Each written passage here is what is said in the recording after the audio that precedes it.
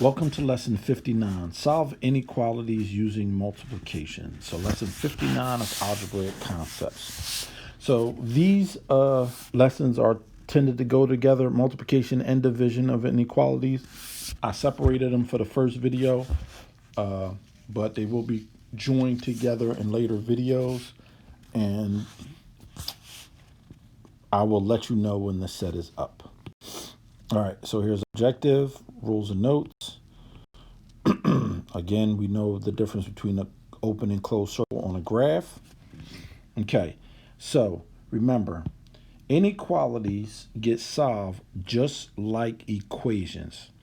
The big difference is that the solution to an inequality is a range of numbers. The solution to an equation is one number. So, I'm going to rewrite this. 25 is less than n over negative 5. Now, here's the difference. Whenever you multiply by a negative or you divide by a negative, you have to flip the sign. That is the rule. Whenever you multiply, divide by a negative, you have to flip the sign. So we're going to move this all around. For graphing, n is less than negative 75. So 0 for reference, 75 negative, open circle, and all numbers smaller than 75 are in the solution set. Okay, so let's rewrite this one. Y over 4 is greater than 11. We're going to multiply by 4. We did not multiply by a negative, so the sign stays in the inequality stays in the same direction. 11 times 4 is 44. So 0 for reference, 44. And there you go. Okay. Those were our two examples for this lesson. Try to do the practice problems, and I will see you at the end of the video for a recap.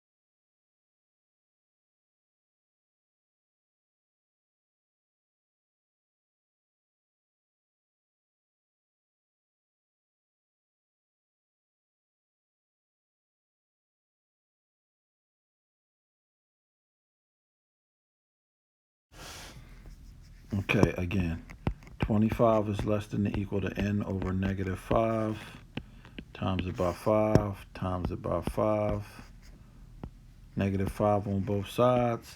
When we multiply by a negative, we flip the symbol. N is less than or equal to negative 125, 0, negative 125, less than or equal to. I will always, solving inequalities, put the variable, and most of the time we're solving equations, I will put the variable on the left side. It's just a habit, but it's very important when solving inequalities to put your variable on the side. All right, so p divided by 2. So we have to multiply both sides by 2. We did not multiply by negative, so everything stays the same. And p is less than 24. Put a 0, a 24. And there you go. All right. So that's the end of this lesson. If you like what you saw, please subscribe. I have a bunch of other videos for you to watch. And I look forward to seeing you at the next video.